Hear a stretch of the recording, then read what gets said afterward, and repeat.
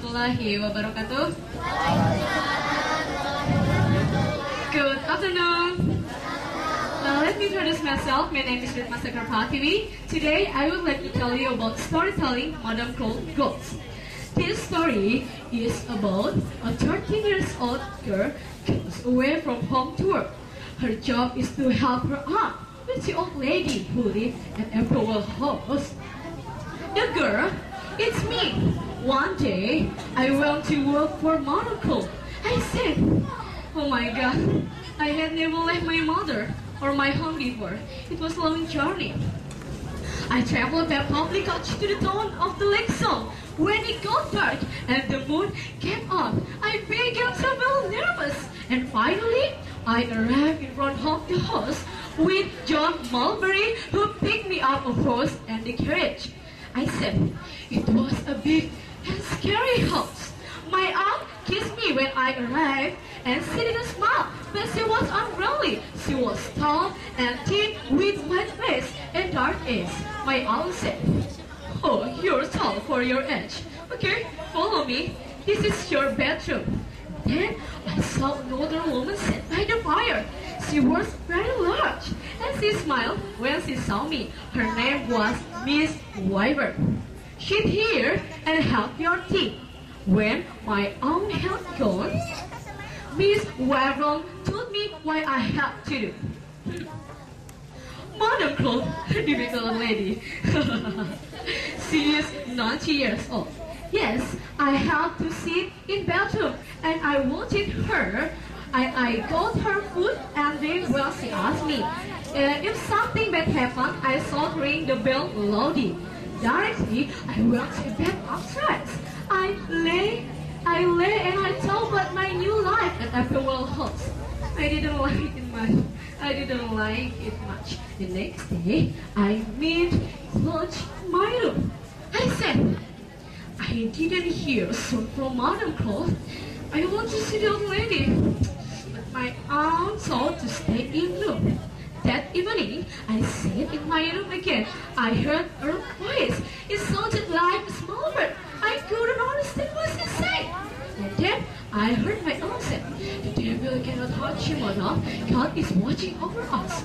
And my aunt came to the door and said to me, Madam Claude, sleep at last. Don't make any noise until I get back. And then I was pretending to look at the picture in the book while closing Madame Claude's bedroom. And I looked in, and I saw a very large bed with a curtain. And I put my hand between the curtain, and I opened the curtain. I saw her. She wore clothes of silver and red. Suddenly, she opened her eyes, and she sat up. She pointed her fingers at me. Why did you say I killed the boy? I began to feel nervous, and I walked backwards away from her. And suddenly, she closed the my throat. My aunt saw me and called out, and I ran in terror. I ran into Miss Wyvern's arms, and I told her about my story. And then, the next day, Miss Wyvern told me about Madame Claude, and so about 70 years ago, Madame Claude married with Squire Crow. The Squire's first wife had died the year before and left him a son. One day, he went fishing on the lake, but he never came home. The Squire went out to look for him, and he found his son buried alive. And the Squire put the types. Looks boy wearing a green jacket with black button, and he has quinine in his pocket. The Squire wasn't sad longer because he had another son from Madame Claude. And then, after 6 months, the winter came, and Madame Claude fell ill, and finally, she passed away. Afterwards, I moved into a different bedroom. I lie with the door, and I look at the wall on the sides like a shadow. There was Madame Claude. She saw something in the corner. I screamed loudly, and I ran my own room. And then I cried, don't be angry. with you, but I have just a wonderful ghost by concept. Oh, don't be right. Did the ghost have a key in his hand? Yes, a big color key. What is like this? Yes, it's what this. Next day, I went home and killed the handsome man. He is about 30 years old. He is square 70. And my aunt told him about my story. And the squire asked me, why did you see, child?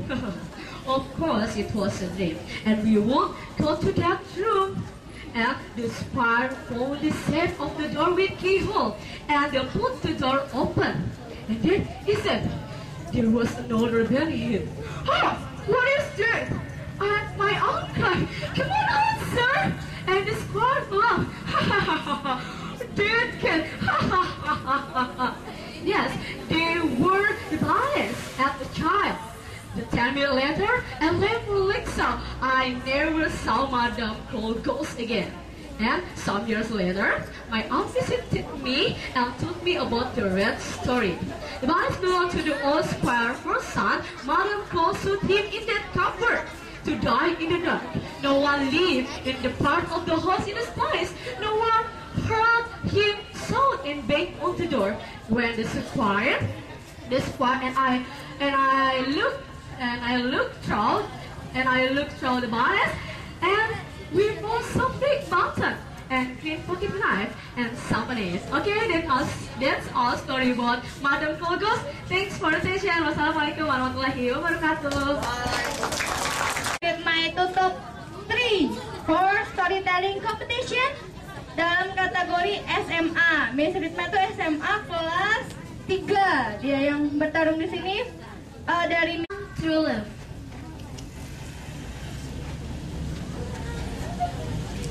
Aladdin, Princess Jasmine, and Jasmine's tiger, Raja, were relaxing in the palace courtyard when they heard a familiar voice. Genie had a trip around the world. He saw the pyramid in Egypt, went skiing in Sweden, and worked on his tent in the Caribbean. Aladdin and Jasmine were surrounded by gifts from every country the genie visited, especially kangaroo from Australia. It is a special surprise for Aladdin. But Genie was a bit lonely because he couldn't find another genie to share his love with, even though all their traveling was great. The princess began to tell the story. She told her father that she wanted to marry for love, but her father would like to marry a prince. There was a prince who didn't like her perfume.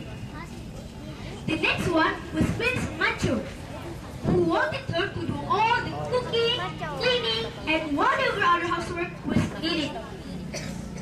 He wanted her to wash all his hands and food because he wanted to relax. Princess Jasmine hated him and let him laugh. Genie was glad. She got rid of him. Next was Prince Wishy Washy. He would like to do whatever she wanted to do. The princess decided to have a little of fun. Have roasted and beaten sweetened hummus for lunch. He turned green and left the room. The princess was happy with his decision. When Jasmine had almost lost hope, she met Aladdin. He turned himself into a prince and came to her balcony. He told her she should be able to decide who wanted to marry. He took her on the most wonderful ride on the magic carpet. And true love blossomed. Genie wanted to have true love like Jasmine and Aladdin. Aladdin said that Genie was a great guy, funny, sweet and helpful, kind, and wonderful friend. Ginny will find some lucky lady Ginny like Jasmine. Jasmine knew that Ginny would find his true love. Okay, that's all about my story. I hope you can enjoy the story. Thank you. Bukan good lagi, but very good ya. Soalnya Miss Rindy itu pengalamannya banyak nih. Kemarin she was the winner for the second runner-up for the national competition. Ya, dia mengalahkan banyak finalis dari Rayon Bekasi. Langsung dia terjun. Dan Miss Hen dan Mr. Tejo, ketua selaku kepala cabang IC Bekasi 10. Oke, give me a applause for them. Yeay. Nah, mereka akan menilai dari top. My name is Kania. I'm from SO1 Batch. I'm going to tell you a story about the little brown bear. Snow White walked toward the forest with a basket. She was looking for the sweetest blackberry, berry, and raspberry she could find. She planned to make the dwarf's favorite dessert, that's called jambleberry pie. She and her friends began to fill her basket with the biggest blackberries she'd ever seen. When her basket was almost full, she heard a strange noise. She and her rabbit friends looked down into a hollow in the middle of a small clearing. She peeked inside the fallen tree. A brown bear cub was trapped inside. Snow White, the princess, and her friends tried to find a way to help the bear out. Snow White told the three rabbits to tell the other animals for help. They met the bird, and the bird told the other birds, the deer, the squirrels, and the raccoons. Soon, a whole group of animals were making their way toward the bear. Snow White and her friends helped the bear in different ways. The animals began to get discouraged, but Snow White suggested to not giving up. The bird flew up to a hole and told, then pointed to a small hole. The hole grew bigger, and bigger as long as the animals worked together. The bear would come out from the hole. Everyone cheered. The bear was very hungry. Snow White just ate some of her berries. So she shook back more berries for the dwarf pie. After the bear ate, he felt more better. He looked up from the basket. His face and palms were covered in berry juice. Everyone laughed. The bear was very happy to be free and have to meet too many friends. Okay, that's all the story. Thank you for your attention. Assalamualaikum warahmatullahi wabarakatuh. Okay, my name is Hanggani. I would like to tell you a story about Madame Rose Gash. Here's the story, guys. A 13-year-old girl goes away from home to work. Her job is to help her aunt and young lady who lives at Applewell House. Is the girl. I was just 13 when I went to work for Madame Rose at Applewell House. My aunt was housekeeper in there. I had never left my mother or home before. It was a long journey. I traveled by a public coach to the town of Lakeshore. And then I met John Mulberry in Lakeshore. John Mulberry helped me to the carriage and he saw my worried face. He said, "There's a cake and tea waiting for you in Applewell House." Then I arrived in Applewell House. My aunt kissed me when I arrived, and then she didn't smile, but she wasn't unfriendly. She took me to the housekeeper room. There was another woman sat by the fire. Her name is Mrs. Wayfern. Mrs. Wayfern is told to me, "Madame Rose is difficult old lady," said her. Then I asked how old Madame Rose is. She is 93 and she will probably live for 100. Then I go to my bedroom in upstairs. I lay my bag in my bedroom, so I thought about my new life at Applewell House. On the next day, I mended my clothes in that room. I didn't hear something from Madame Claude's room. In that evening, I pretending to look at my picture in the old book. And then after that, I hear some voice like a bird or animals. They're from Madame Claude's room. And I hear my own voice. The devil can hurt you, madam. The God is watching over us. I'm very confused. And I found my aunt in my door. She said, don't make any noise until I get back. So I'm started to walk away in my room. And then I found myself in Madame Claude's room. I turned it and I saw a large bed with curtains on it. Then I put my hand into the curtain. I opened the curtain and I saw the Madame Claude. Suddenly, she opened her eyes and then sat up and turned her feet into the floor. I'm very nervous. She looked right at me and then her finger is pointing to my throat.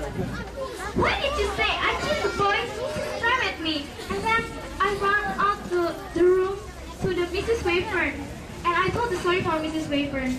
After that day, Miss Wayfern and my aunt always stay with me in Madame Claude's room. And several days later, Mrs. Wayfern told me the story about Madame Claude. It's about 70 years ago. 70 years ago, Madame Claude married by Squire Claude. Squire had a son, and the son was lost when he went to fishing in the lake, and no one found her son. Anyway, Madame Claude has a new son, and the new son became a squire at a few later. And then, the present squire is Squire Champney Claude. Squire Champney Claude is Madame Claude's grandson. And now, I worked at Applewell House for 6 months. And then, the winter came up and Madame Claude fell ill. And finally, she died. But the 70 Squire Claude couldn't come to Applewell House on time because he far away in France. And then, we waited for Japanese Squire to meet us. On the day, I moved to another bedroom with a small size. I laid my bag in the door. I look in the opposite me, and I see the Madame Claude's ghost. She walked away into the corner, and then she opened the door in the wall that I had never seen before. I ran up to my aunt's room, and I told the story. On the next day, Stephanie Claude arrived in Applewell House. I told the story to him. Then my aunt and Stephanie Claude asked me to join to check the room. When we checked the room, there's a pile of bombs in that room. So Squire Claude said that we will check it later, and I moved to my bedroom to prepare. I go to home, and after that, I never seen Madame Claude's ghost again. Several